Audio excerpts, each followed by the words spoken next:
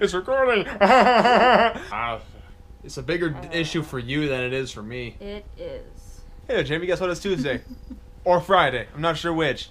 Hopefully Tuesday. Depends on her handiwork and the things. So, we just finished watching the Justice League versus Teen Titans animated movie. First and foremost, there was not a whole lot of Justice League versus Teen Titans happening. That was gonna be my first comment. I feel like it shouldn't have been called Justice League versus Teen Titans. It should have been called Teen Titans Raven Origin. Raven was the centerpiece. She was the focus. It was about her backstory and all of this stuff about her father, Trigon, as opposed to Trigon.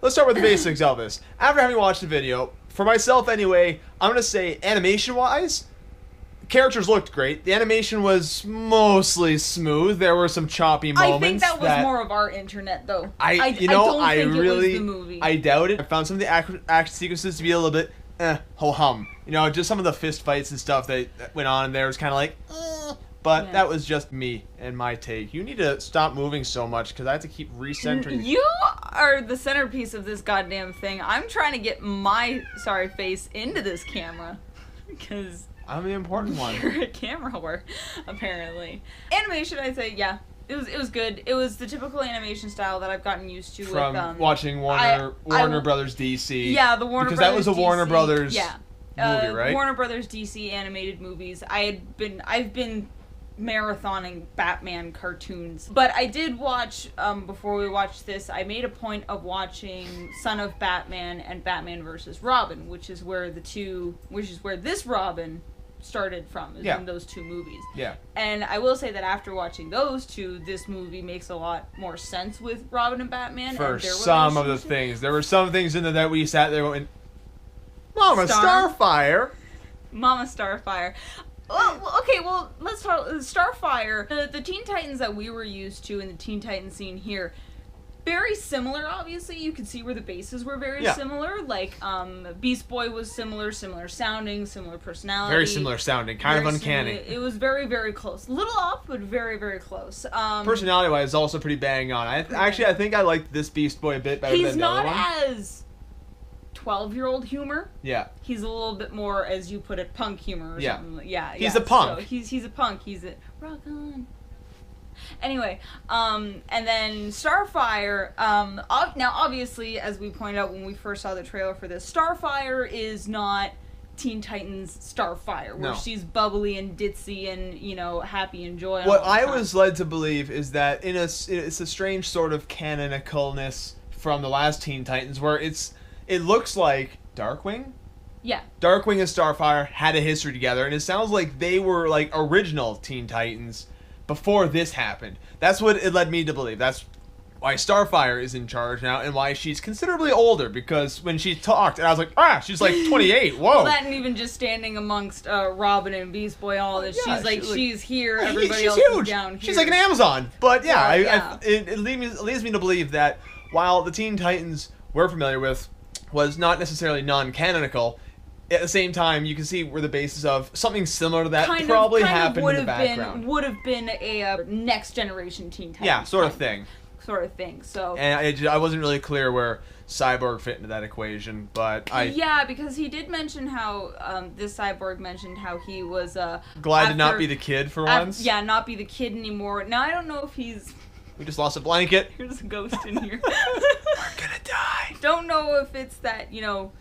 I don't know if he was saying that it feels good to not be the kid amongst the Justice League, because he's probably the youngest amongst, you know, Flash and Wonder Woman and Superman and Batman, so he might have felt he was being treated a kid amongst those guys. I'm pretty sure if you watched more of those Justice League movies, that line would have made more sense, because it felt like several of the jokes in there were directed specifically at the returning audience, or the core fan base. Because for the most part, I was able to get everything they were talking about, any one they were talking about, any scene they were talking about, any event they were talking about, because pretty much if you just watch all the Batman movies, you pretty much have everything you need to know about the Justice League. They actually cover a lot of so. Also, the Justice League isn't really that hard to get. It's really not that complicated. Just saying the Flash has a stupid hat.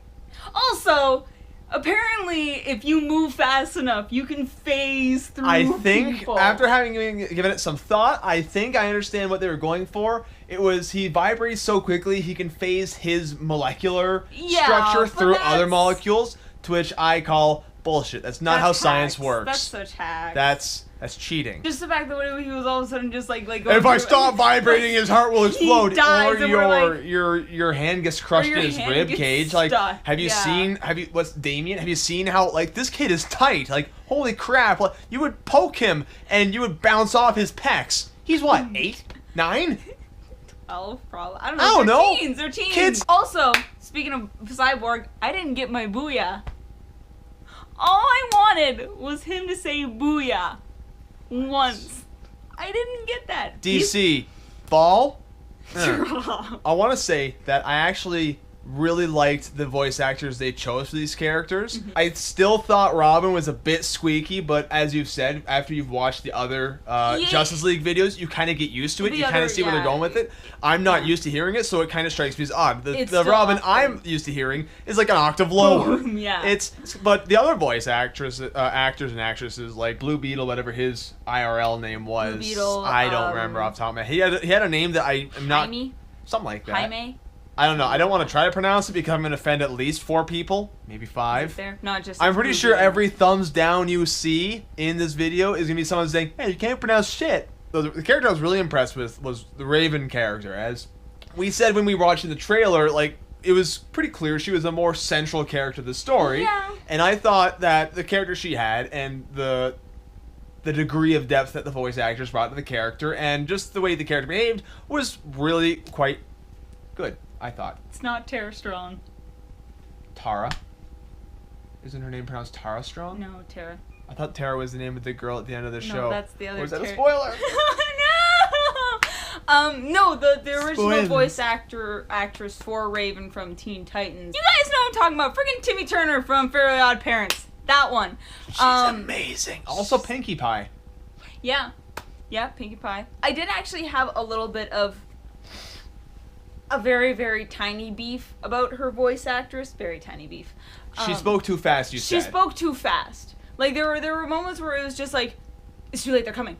It's like, slow down, Raven. We know it's too late, they're coming. But, like, she's supposed to be a very monotone, no emotion character because the base of her powers, understanding from the original Teen Titans cartoon, is that her emotions are linked to her powers. And if she gets excited or angry or anything like that, her powers fluctuate. As you see in the episode where Starfire and Raven switch bodies, which is hilarious. Great episode. Very funny. That episode. But then to have her be talking so fast and with such emotion, she's more emotional than her original character with Tara. I'm wondering, like, after watching this movie, it brings a lot of questions to me, which is, how close did the Teen Titans we saw before Teen Titans Go, how close did that follow to the established character lore for each of those characters? Fairly well, actually, from my understanding. Like, I'll take into the relationship end of things that I know, like Raven and Beast Boy, that was a thing. They did have a thing for one another in the original comics. Did they really? Yeah, they did. That was a legitimate thing. You know, Robin and Starfire, that was a legitimate thing. As they actually kind of hinted to in this, when Darkwing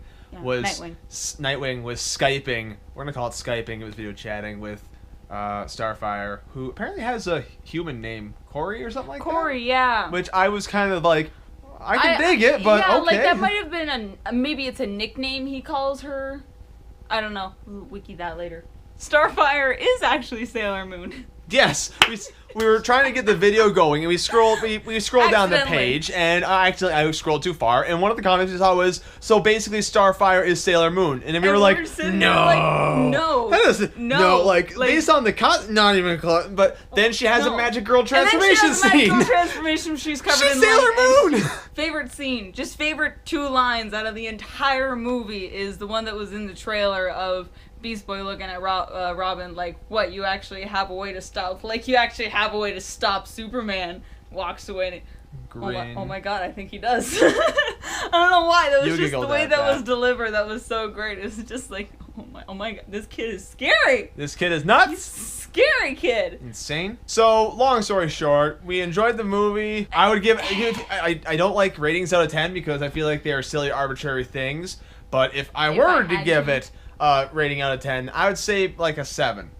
I'd give it an 8.5.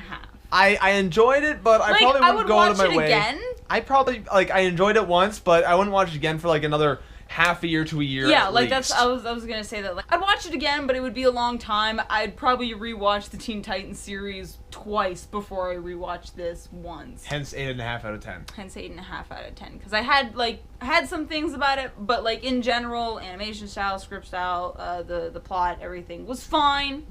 You know what? I'm gonna bump it down probably to like a 7.9. Oh, suck it. Now that I'm thinking about it a little bit. The rating more. just keeps getting worse. I'll ask again in like 2 minutes. Like, nah, it's more like a 6.1, really. So, ask again tomorrow. It was like a 2. 2 out of 10. Anyway, and as always, if you enjoyed this video, be sure to leave a big old thumbs up. If you didn't like it, leave a big old thumbs down. If you've watched the movie and you have some opinion, throw some thoughts in the comments. Thank you everybody so much for watching. Be sure to check on Tuesdays when I typically upload. I should be back with my regular uploads in about 2 weeks. I'm getting crammed and slammed and just destroyed with school assignments and stuff, so I gotta focus on that first, and hopefully Sarah will start getting her act together and start doing uploads on Friday, because she doesn't have an excuse, actually. I don't. I have for no once. Excuse. I've just been lazy. Also, 100 subscribers. Yay! I think we're like 101 now. 101. Let's say 100 subscribers. Thank you so much, guys, for sticking around and being sure to click that subscribe button. It feels good. It feels very good. We don't get anything out of this. Nothing. Nope, just shameless gratification. Just and us the knowledge. Being attention whores. Yes. 100% attention in our basement. So, thank you guys so much for watching. Bye.